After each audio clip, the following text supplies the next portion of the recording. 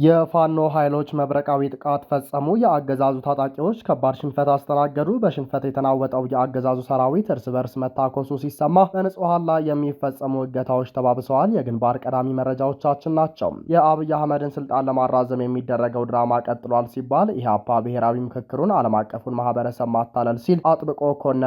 ሙሉ መልእክቱን ትሰሙታላቸው። በጎንደር ጠቅላይ ግዛት የፋኖ 305ኛ ኮርና ህዝቡ በጋራ በመደራጀት በዘራፊዎችና በአጋቾች ላይ ሰፊ እርምጃ መውሰድ ጀመሩ። በጎረቤት ሱዳን በአልዳባህ ከተማ የተቀሰቀሰው ግጭት ሱዳንን ሌላ ቀጠና ውጊያ ሲከፍትባት በአብደላ ባንዳ ላይ የተመሰረተው የአይሲሲ ክስ እንዲነሳ ተጠየቀ። የድንበርና ቀጠናዊ መረጃዎቹን በዝርዝር እናስደምጣችኋለን። ሰላም፣ ጤና፣ ፍቅር የምንመኝላችሁ ውድ የብላክ ላይን ሚዲያ ቤተሰቦቻችን እናንተን ይመጥናሉ ብለን ያሰብናቸውን የተመረጡ ዕለታዊ የግንባርና ወቅታዊ መረጃዎችን ወደ እናንተ ይዘን ቀርበናል። ቻናሉን ሰብስክራይብ በማድረግ ቤተሰብ እንድትሆኑ እየጋበዝን ወደ መረጃዎቹ እናመራለን።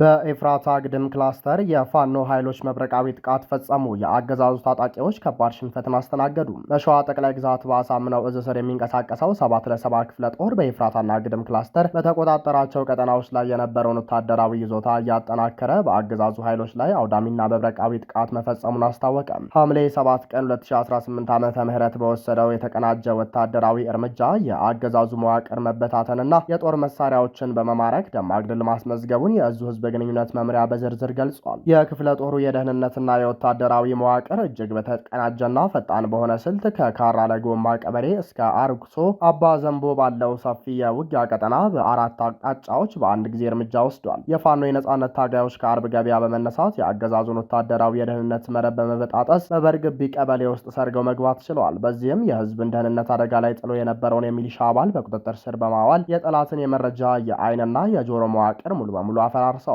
ከአጣዬ ከተማ በ2 ኪሎ ሜትር ርቀት ላይ በምትገኘው ሞሉ ባህር በተባለች ስፍራ ጀግኖቹ ባደረሱት ከባድ ጥቃት በርካታ የአገዛዙ አባላት እስከ መጨረሻው ሲሸኙም ወታደራዊ አቅማቸውን የሚያዳክሙ ልዩ ልዩ ቁሳቁሶች ተማርከዋል። በዚህም 2 ጥርጥር መሳሪያዎች፣ 5 ካዝናዎች፣ 45 የክላሽ ጥይቶች፣ 2 የደረት ትጥቆች ሲማረኩ በተጨማሪም ቁጥራቸው በውል ያልታወቁ የጠላት ኃይሎች መደምሰሳቸውና መቁሰላቸው ተረጋግጧል። በተመሳሳይ ሰዓት ወደ ፈረዱሃ ቀበሌ የዘለቁት የፋኖ ኃይሎች ለሆዳቸውና ለጥቅማቸው ያደሩ የባንዳ ሚሊሻዎች ዳግም እንዳያንሰራሩ የሚያደርግ ከባድ ወታደራዊ እርምጃ ወስደዋል። በዚህም የቅጥረኛ ሚሊሻው ስብስብ ግማሹ ሲደመሰስ የቀሩት ደግሞ በከባድ ቁስለኛ ሆነው ተሸኝተዋል። በተጨማሪም በዚሁ ተመሳሳይ ሰዓት በሸዋሮቢት አካባቢ የአገዛዙን ወንበር ጠባቂዎች በማስከዳት አንድ የስናይፐር የጦር መሳሪያ ከነሙሉ ተተኳሹ ገቢ ማድረግ የተቻለበት ስኬታማ ስራ ተከናውኗል። የክፍለ ጦሩ መረጃ እንደሚያመለክተው ክፍለ ጦሩ ላስመዘገበው ደማቅ ድል ዋነኛው መሰረት ከማህበረሰቡ የተገኘው አስተማማኝ የመረጃና የወገንተኝነት ትብብር ነው። ክፍለ ጦሩ ህዝቡን ከዚህ በላይ የሚያኮራና ነጻነቱን የሚያረጋግጥ የጀግንነት ገድል ለመስራት በአሁኑ ወቅት በሙሉ ዝግጅት ላይ እንደሚገኝ አስታውቋል። በሽንፈት የተናወጠው የአገዛዙ ሰራዊት እርስ በርስ መታኮሱ ሲሰማ በንጹሐን ላይ የሚፈጸሙ እገታዎች ተባብሰዋል። የብልጽግናው አገዛዝ በአማራ ህዝብ ላይ የከፈተው ወታደራዊ ዘመቻ ግቡን መምታት ባለመቻሉ የሰራዊቱ አባላት በውስጥ ክፍፍልና በእርስ በርስ ግጭት እየተበተኑ መሆኑ ታውቋል። ወታደራዊ የበላይነትን ማረጋገጥ የተሳነው የኦህዴድ መራሹ ጦር አቅጣጫውን ወደ ሰላማዊ ዜጎች ዘረፋና ጥቃት በመቀየር ላይ እንደሚገኝና ይኸው ድርጊት በሚሊሻውና በመከላከያ ሰራዊቱ መካከል ደም አፋሳሽ ግጭት መፍጠሩ ተረጋግጧል። በአንጻሩ ከፍተኛ ቁጥር ያላቸው የአገዛዙ ታጣቂዎች ከነሙሉ ትጥቃቸው ወደ ፋኖ እየተቀላቀሉ ሲሆን ይህንንም መቋቋም ያቃተው የብልጽግና አስተዳደር የፋኖ አባላት ቤተሰቦችን እያሳደደ የማሰር የጭንቀት እርምጃዎችን እየወሰደ ይገኛል። ከሰኔ 14 ቀን 2018 ዓ.ም ጀምሮ በእነ መካሻ አለማየሁና አባይ ግዛው የልመና ጥሪ ተሰብስበው ወደ ሸዋ ጠቅላይ ግዛት አሳምነው እዝ ከሰም 2ኛ ኮር ቀጠና የገባው የአገዛዙ ሰራዊት በአካባቢው በሚገኙ 32 የገጠር ቀበሌዎች ላይ ወረራ አካሂዶ ነበር። ፋኖን የማጥፋት ዘመቻ በሚል የተጀመረው ይህ ጥቃት ግን በፋኖ ጠንካራ መከላከልና የመልሶ ማጥቃት እርምጃ ሙሉ በሙሉ መክሸፉ ታውቋል። ባለፉት 24 ቀናት ውስጥ ምንም አይነት ወታደራዊ ለውጥ ማምጣት ያቃተው ሰራዊት በደረሰበት ከፍተኛ ወታደራዊ ኪሳራ ሳቢያ ትኩረቱን ወደ ሰላማዊ ዜጎች ንብረት መዝረፍ፣ ትምህርት ቤቶችንና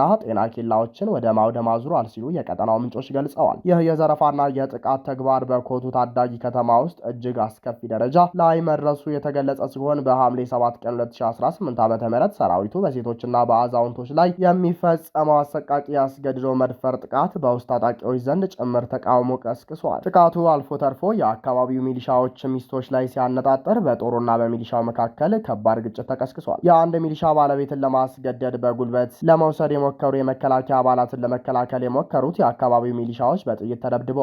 በዚህም አቶ ኃይሉ የተባሉ ሚሊሻ አባል ባለቤታቸውና ሌላ አንድ የቅርብ ጓደኛቸው በመከላከያ ተረሽነዋል። በዚሁ ጥቃት ቆስሎ በአሁኑ ወቅት በሆስፒታል የሚገኝ ሌላ የሚሊሻ አባል እንደመሰከረው በአሁኑ ወቅት በብአዴን ከፍተኛ አመራሮች ፈቃድ ሰራዊቱ አማራን ለማጥፋት ለመዝረፍና ሴቶችን ለመድፈር ሙሉ መብት ተሰጥቶታል ሲል ተደምጧል። ይህንን ተከትሎ የሸዋ ጠቅላይ ግዛት ያሳምነው እዝ የህዝብ ግንኙነት መምሪያ ለአማራ ሚሊሻዎች አስቸኳይ ጥሪ ያስተላለፈ ሲሆንም የአገዛዙን ስልታዊ ጥፋት ተገንዝበው በአስቸኳይ ከአረመኔው ኃይል በመለየት ወደ ፋኖ እንዲቀላቀሉ አሳስበዋል። በተያያዘ የአገዛዙ ጦር የሞራል መውደቅና የመዋቅር መፍረስ በሁሉም ግንባሮች በግልጽ እየታየ ይገኛል። በጎንደር ጠቅላይ ግዛት በላይ እዝ የሜጀር ጀነራሉ ባንታ ባታ አንደኛ ኮር የጉና ክፍለ ጦር መድፈኞችም መቅደላ አምባ ብርጌድ ከፍተኛ ቁጥር ያላቸውን የአገዛዙን ወታደሮች በሰላማዊ መንገድ ተቀብለዋል። ከዚሁ ጋር ተያይዞ በደብረ ታቦር ከተማ የቴዎድሮስ ክፍለ ከተማ ወንጀል ምርምር ክፍል የፖሊስ አባል የነበረው ዋና ሳጅን ንጉስ ከነሙሉ ትጥቁ የፋኖ አባላትን ተቀላቅሏል። እጅ የሰጡት የአገዛዙ የጸጥታ አባላት በፋኖ በተደረገላቸው መልካም አቀባበልና እንክብካቤ በማድነቅም በተለይም የፖሊስ ተቋም በአሁኑ ወቅት ወደ ከፍ አደጋ ላይ መውደቁን በመረዳት ሌሎች የፖሊስና የመከላከያ አባላትም ወደ ፋኖ እንዲቀላቀሉ ጥሪ አቅርበዋል። በሌላ መረጃ የጦር ግንባር ሽንፈቶቹን በሰላማዊ ዜጎች ማሰርና ማዋከብ ለመሸፈን የሚሞክረው የብልጽግና አስተዳደር በአርበኛው ቤተሰቦች ላይ አዲስ የአፈና ዘመቻ ከፍቷል። በምዕራብ ጎንደር ዞን ምዕራብ አርማጭሆ ወረዳ አብርሃ ጅራ ከተማ የውሃ ልማት ባለሙያ የሆነችው ወይዘሮ ቡርሳ ይስማው ከስራ ቦታዋ ወደ ቤቷ ስትመለስ በፖሊስና በጸረ ሽምቅ ኃይሎች ታፍና ተወስዳለች። ወይዘሮ ቡርሳ የአርበኛ በለጠ አዱኛ የቀድሞ ባለቤት የነበረች ስትሆን ሁለቱ ግለሰቦች ከ2013 ዓ.ም ጀምሮ በህጋዊ መንገድ የተፋቱና በአሁኑ ወቅት ምንም አይነት ግንኙነት የሌላቸው መሆኑ በስራ ባልደረቦቿና በአካባቢው ማህበረሰብ ምስክርነት ተረጋግጧል። ይህንን አስነዋሪ የአፈና ድርጊት አስመልክቶ የአፋብን ጎንደር ጠቅላይ ግዛት በላይ እዝ የፋይናንስ መምሪያ ኃላፊ አርበኛ በለጠ አዱኛ በሰጡት ምላሽ የብልጽግና ተላላኪዎች የፋኖ ቤተሰብ ናችሁ በሚል ሰላማዊ ሰዎችን በማሰር የሚያመጡት ለውጥ የለም። መንግስት ነኝ የሚለው አካል መጨረሻው ነጥብ ላይ ስለደረሰ አማራጭ አድርጎ የያዘው ማሰርን፣ ማንገላታትንና መግደልን ብቻ ነው። ይህ ድርጊታቸው ከዓላማችን ፈቀቅ እንደማያደርገን ሊያውቁት ይገባል። ይልቁንም ህዝባችን በድርጊቱ ተቆጥቶ በገፍ ፋኖን እየተቀላቀለ ይገኛል ብለዋል። በተመሳሳይ የ305ኛ ኮር የህዝብ ግንኙነት መምሪያ ኃላፊ አርበኛ ባንዴራው ግርማይ በበኩላቸው በአማራ ህዝብና በፋኖ ቤተሰቦች ላይ የሚፈጸመውን የሞራል ውድቀት ለማጣት የሚደረገው ጥረት አገዛዙ በአስቸኳይ እንዲያቆም አስጠንቅቀዋል። ፋኖ ተስፋ ከቆረጠው የብልጽግና ቡድን በተቃራኒ ንጹሐን ዜጎችን ያለ ጥፋታቸው የማሰርና የማንገላታት ድርጊት ውስጥ እንደማይገባ ገልጸው ነገር ግን በአካባቢ የሆነው መረጃ ለሚያቀብሉና በአርበኛ ቤተሰቦች ላይ አፈና ለሚያስፈጽሙ ባንዳዎችና ካድሬዎች ተገቢው እርምጃ እንደሚወሰድባቸው አሳስበዋል።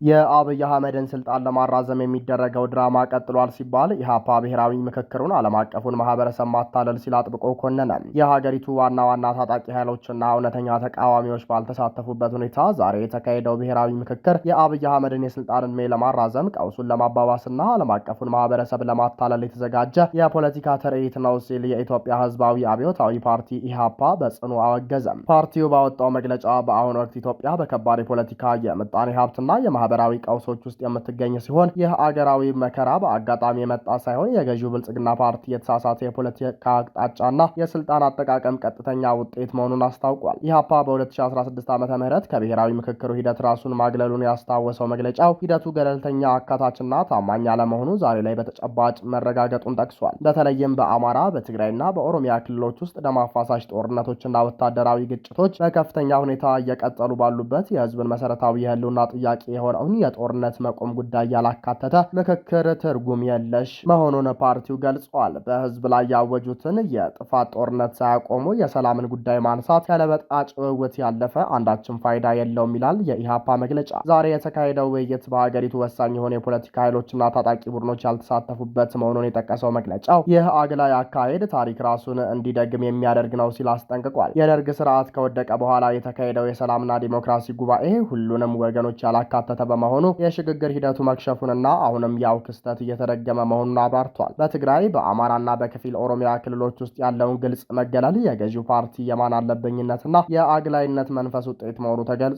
ኢህአፓ በዛሬው መግለጫው ብልጽግና ፓርቲ የሀገርን ሀብት ያለገደብ በመበተን የሚያካሂደው ይህ ምክክር የከሸፈውን የፖለቲካ ቀቡልነቱን ለማደስና በዓለም አቀፉ ማህበረሰብ ፊትም ራሱን የሰላም አማራጭ አድርጎ ለማቅረብ የፈጠረው ማታለያ መሆኑን አጋልጧል። እውነተኛ ምክክር ሊጀመር የሚችለው መሰረታዊ ቅድመ ቅድመ ሁኔታዎችን በማሟላት ብቻ መሆኑን ፓርቲው አስገንዝቧል። በዚህም የፖለቲካ እስረኞች በአስቸኳይ ሲፈቱ፣ በየክልሉ እየተካሄዱ ያሉ ጦርነቶች በአስቸኳይ ሲቆሙ፣ የሀሳብ ነጻነት ሲከበርና የፖለቲካ ምህዳሩ ሲከፈት ሂደቱ ከገዢው ፓርቲ ተጽዕኖ ሙሉ በሙሉ ነጻ ሲሆን ብቻ መሆኑን አስገንዝቧል። ኢህአፓ የኢትዮጵያ ህዝብ ከተጋረጠበት የህልውና አደጋ ለመዳን የሚያደርገውን ቀጣይነት ያለው ትግል አጠናክሮ እንዲቀጥል ጥሪ አቅርቧል። ዓለም አቀፉ ማህበረሰብን በገዢው ፓርቲ በሚደረገው የይስሙላ ማታለል ሳይሸወድ ለኢትዮጵያ ህዝብ እውነተኛ ነጻነት፣ ፍትህና ዲሞክራሲያዊ ስርዓት ግንባታ የሚያደርገውን አጋርነት ከመቼውም ጊዜ በላይ እንዲያጠናክር አሳስቧል። ፓርቲው ለእውነተኛ ዲሞክራሲና ለህዝብ ሉዓላዊነት የሚያደርገውን ትግል በጽናት እንደሚቀጥልም በድጋሚ አረጋግጧል።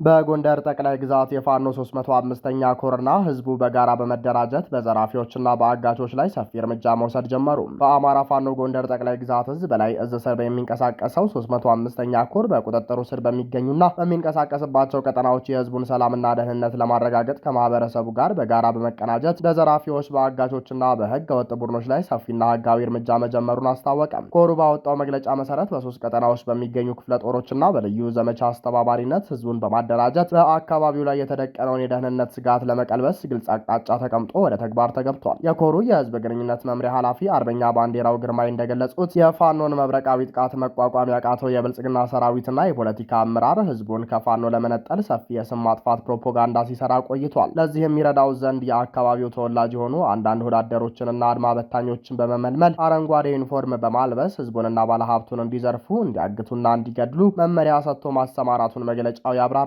ይህ የተደረገው ፋኖ ዘረፈ፣ ፋኖ ገደለ የሚል የሐሰት ወሬ በማናፈስ ህዝቡ በታጋዮች ላይ እምነት እንዲያጣ ለማድረግ ቢሆንም የቁስሉ ሰለባ የሆነው ህዝብ ግን እውነታውን ቀድሞ ተረድቷል ብሏል። ህዝቡ የአገዛዙን ካድሬዎች እውነተኛ ፋኖዎች ገዳይና ዘራፊ እንዳልሆኑ እናውቃለን። ነገር ግን እነዚህ ዘራፊዎች ፋኖ ሊቀጣቸው ሲከተላቸው እናንተ በምህረት የገቡ ናቸው፣ መክሰስ አትችሉም በማለት ጥበቃ ታደርጉላቸዋላችሁ። ስለዚህ እነዚህ ዘራፊዎች ከእናንተ ጋር ነው የሚሰሩት በማለት በድፍረት ሲሞግት መቆየቱን መግለጫው ያሳያል። የ305ኛ ኮር ወታደራዊ ክንፍ ባደረገው ጥብቅ ግምገማና በቁጥጥር ስር በዋሉ ዘራፊዎች ላይ ባካሄደው ምርመራ መሰረትም እገታውና ዘርፊያው በቀጥታ ከብልጽግናው አገዛዝ የጸጥታ መዋቅር ጋር የተገናኘ መሆኑ ተረጋግጧል። የውስጥ ተላላኪዎችና የኮንትሮባንድ ነጋዴዎች የሐሰት ደረሰኝ በማዘጋጀት ባለሀብቱን ግብር ክፈሉ በማለት እያሰቃዩ የሰበሰቡትን ገንዘብ ለአገዛዙ የካድሬ ቡድን ሲያካፍሉ እንደነበር በምርመራ ተረጋግጧል። ከወልቃይት ጠገዴ፣ አርማጭሆ፣ አዳኝ ሀገርና ጫቆ እስከ መተማ ባለው የድንበር አካባቢ በተደረገው የማጽዳት ዘመቻ በርካታ ወንጀለኞች በቁጥጥር ስር ውለዋል። እነዚህ አካላት በምርመራ ወቅት እንደተናገሩት ዝርፊያ እንዲፈጽሙ ትዕዛዝ የሚሰጣቸው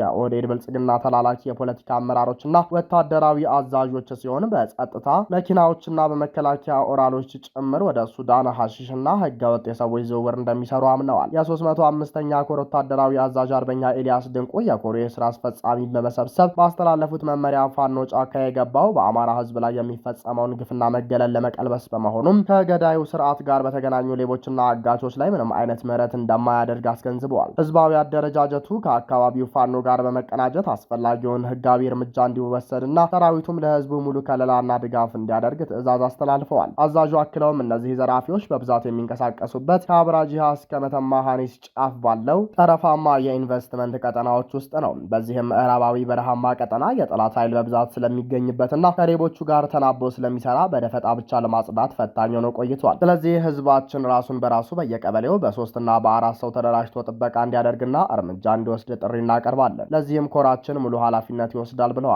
በአሁኑ ወቅት በየቀበሌው የተደራጀው የህዝብ ኃይል በየአካባቢው በሚመጡ ዘራፊዎች ላይ እርምጃ መውሰድ የጀመረ ሲሆን ይህን ህዝባዊ ራስን የመከላከል ተግባር ይበልጥ ለማጠናከር ፋኖ አስፈላጊውን ወታደራዊና ስንቅ ነክ ድጋፍ እንደሚያደርግ አስታውቋል። ኮሩ ይህንን የለየለት ፋሽስታዊና ዘራፊ ስርዓት በማስወገድ በአጥንትና በደም በቆመችው ሀገር ላይ እኩልነት የሰፈነባት ማንነትን መሰረት ያደረገችና ዜጎች ሰርተው በሰላም የሚኖሩባትን ሀገር ለመገንባት ቆርጦ መነሳቱን በድጋሚ አረጋግጧል።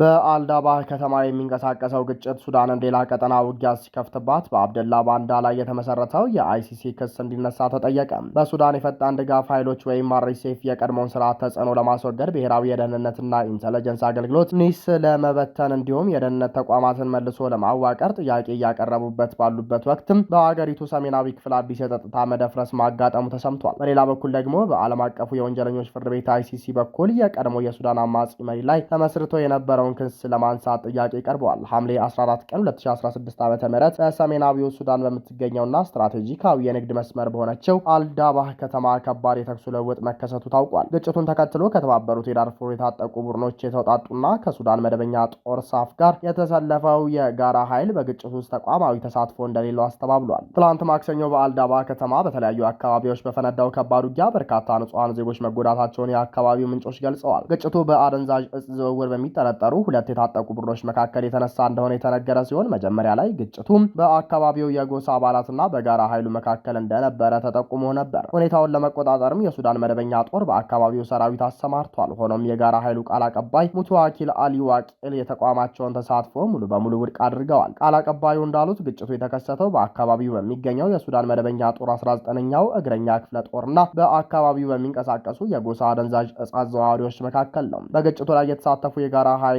አባላት ካሉ ይህንን ያደረጉት በግል ፍላጎታቸው ወይም በጎሳ ታማኝነት እንጂ ከተቋሙ በተሰጠ መመሪያ አይደለም ብለዋል። የአልዳባህ የአካባቢው የጸጥታ ኮሚቴ እንዳረጋገጠው በዚህ በተጨናነቁ የመኖሪያ መንደሮች ውስጥ በከባድና ቀላል መሳሪያዎች በተደረገው የተኩስ ልውውጥ የበርካታ ንጹሃን ሕይወት አልፏል። የአካል ጉዳትም ደርሷል። ከተማዋ የዳርፉርና ኮርዶፋን ክልሎችን ከሰሜናዊ የሀገሪቱ ክፍል ጋር የምታገናኝ ቁልፍ የንግድ ማዕከል ስትሆን በአሁኑ ወቅት በ10 ሺዎች የሚቆጠሩ ተፈናቃዮችና ከተለያዩ ወታደራዊ ክፍሎች የተውጣጡ በርካታ የታጠቁ ኃይሎች ተከማችተውባት ይገኛሉ። የአካባቢው ማህበረሰብ መሪዎች የታጠቁ ኃይሎች ከመኖሪያ መንደሮች እንዲወጡ በተደጋጋሚ በመጠየቅ ላይ ናቸው። በተያያዘ ሐምሌ 14 ቀን 2026 ዓ.ም ዓለም አቀፉ ወንጀለኞች ፍርድ ቤት ICC አቃቤ ሕግ ቢሮ የቀድሞውን የሱዳን አማጺ አዛዥ አብደላ ባንዳን አባከር ኑሬይ ላይ የተመሰረተውን የጦር ወንጀል ክስ ለማንሳት ፍቃድ መጠየቁን ይፋ አድርጓል። ፍርድ ቤቱ ለዚህ ውሳኔ እንደ ምክንያት ያቀረበው በጊዜ ሂደት ማስረጃዎች መበላሸታቸውንና መዳከማቸውን ነው። አብደላ ባንዳ የፍትህና እኩልነት ንቅናቄ የቀድሞ አዛዥ የነበሩ ሲሆን በፈረንጆቹ መስከረም 29 ቀን 2007 ዓ.ም በዳርፉር ሀስካኒታ በሚገኘው የአፍሪካ ህብረት የሰላም አስከባሪ ጦር ሰፈር ላይ በደረሰና የ12 የሰላም አስከባሪዎችን ህይወት በነጠቀው ጥቃት እጁ አለበት በሚል በ3 የጦር ወንጀል ክሶች ተጠያቂ ተደርጎ ነበር። እንደ አውሮፓውያን አቆጣጠር በ2011 ክሱ የጸና ቢሆንም ባንዳ ከህግ በማምለጡ በ2014 የእስር ማዘዣ ወጥቶበት ቆይቷል። ባለፉት 10 ዓመታት ውስጥ ቁልፍ ምስክሮች ባለመገኘታቸው፣ ለመተባበር ፈቃደኛ ባለመሆናቸውና በአንዳንድ ምስክሮች ላይ እምነት የማጣት ችግር በመፈጠራቸው ክሱ ሊቀጥል እንደማይችል የአቃቤ ህግ ቢሮ ገልጿል። ክሱ እንዲነሳ የቀረበው ጥያቄ በጥቅምት 2023 በሚስጥር ቀርቦ የነበረ ቢሆንም አሁን ግን በይፋ ተለቋል። የፍርድ ቤቱ ምክትል ዋና አቃቤ ህግ ናዝሃት ሻሚሃን ውሳኔውን ለዓመታት ፍትህ ሲጠባበቁ በነበሩ ተጎጂዎች ላይ ከፍተኛ የቅሬታ ስሜት እንደሚፈጥር አምነዋል። ሆኖም ክስ ለመመስረት በቂ ማስረጃ መኖር ህጋዊ ግዴታ መሆኑን አስገንዝበዋል። የፍርድ ቤቱ ዋና አቃቤ ህግ ካሪም ሃን ቀደም ሲል የባንዳ መከላከያ ጠበቃ ሆኖ በመስራታቸው ምክንያትም ከዚህ መዝገብ እጃቸውን ሙሉ በሙሉ ማግለላቸው ይታወቃል። ፍርድ ቤቱ ወደፊት አዳዲስና ጠንካራ ማስረጃዎች ከተገኙ ክሱን እንደገና የመመስረት መብቱ የተጠበቀ መሆኑን ገልጿል። ክቡራንና ክቡራት አድማጭ ተመልካቾቻችን ለሰዓቱ የነበረን የዜናና የመረጃ ስርጭታችን ይህንን ይመስል ነበር። ቻናሉን ሰብስክራይብ በማድረግ ቤተሰብ እንድትሆኑ ጋበዝን። ጤና ይስጥልንም።